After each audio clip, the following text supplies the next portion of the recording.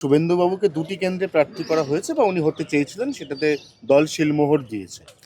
পশ্চিমবাংলায় হয়নি, কিন্তু বিজেপির মাননীয় নরেন্দ্র মোদী প্রথমবার দুই জায়গায় লড়েছিলেন, গুজরাট এবং বেনারস থেকে। তো হয় না এরকম নয়, অন্যান্য দেশে বলুন, বাংলার বাইরে বা আমাদের দেশে বহু ঘটনা এরকম আছে, বহু নেতা একাধিক কেন্দ্রে লড়েছেন। আর রাহুল গান্ধীও বোধহয় সাউথে আর আমেঠিতে লড়েছিলেন। তো এরকম নজির আছে, পার্টি প্রয়োজন মনে করেছে তাই এটা সিদ্ধান্ত নিয়েছে। এটা কি পার্টির প্রয়োজনে হয়েছে বলে আপনি মনে করেন? সেটা আমার পক্ষে বলা মুশকিল নয়, আমি নির্ণায়ক জায়গায় নাই।